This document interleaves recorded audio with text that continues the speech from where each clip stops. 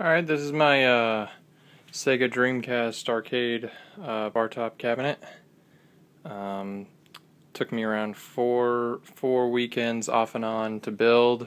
Wasn't like straight through weekends, but it took a little while. The biggest thing was measurements, but yeah, we're over here, that is plexiglass. There was a swirl spray painted onto there with a stencil.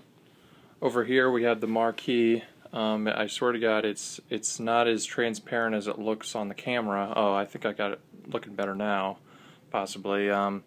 This was just done with, I printed out the logo on 2 sheets of paper, then cut out the stencil and spray painted over it, once with the black and then of course with the orange. And the way to make it not completely see-through, I just put 2 pieces of paper on both sides and taped it in the middle, and that'll do for now, but I'll need to get an actual 20-inch long sheet of paper to make it better. Over here you can see I originally had just the swirl just carved out using a jigsaw. Almost cut my hand off when I did that, but I actually never came close, but I was a little worried about it anyway. I didn't think I made too big of a hole, and I couldn't really figure out how to make it a better hole, so I just decided to punch it out and do the plexiglass thing and put a stencil on it. I think it came out a lot better. As you can see in there, there's actual just orange LED lights. I might have to do more in the future. I'll turn off the lights here for a second. It's not very bright, but it's definitely noticeable that it's orange in there, but that should do for now. Definitely want to replace that light sometime in the future.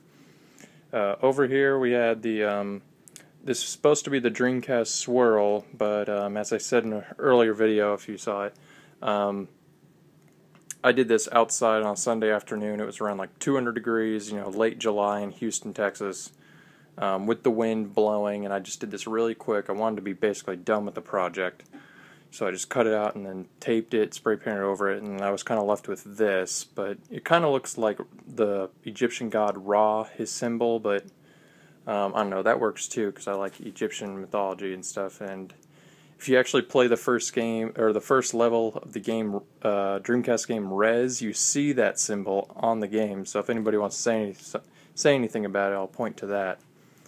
Here we have the X-Arcade controller. This lets me play the Dreamcast on it perfectly fine. 2-player. I can switch between analog and the directional pad with this side button here. So just one flip, I can flip to the directional pad, or one flip I can flip to the analog pad, and it works great there. Yeah, I bought the adapter to make it work with the Dreamcast. Works great. It can also work with any other system, as long as it's not older than the GameCube, Dreamcast, original Xbox. If I do want to play those older games, I'm actually planning on putting in a laptop with all this MAME software and other emulators and ROMs, the Hyperspin GUI interface, graphic user interface. I'm going to put that there, and that's going to look pretty sweet. I wish I had it ready to show you right now. It works currently, but I want to add more stuff onto it before I put it in. So anyway, this will also work with that as well after I get it configured. Right here is a monitor I got at a garage sale for $10. I actually had a 19-inch monitor over there that worked perfectly fine, but this one was actually widescreen, and it was able to be mounted. I actually had 4 holes in the back so I could mount it to a piece of wood. So as you see here, there's no baseboard, so it makes it that much a little bit lighter and a little bit more stable when I move it around. And I do intend to move this thing around a little bit around the house. This will be its permanent spot though, as far as I know. Anyway, so yeah, so that's the monitor. Looks pretty good so far.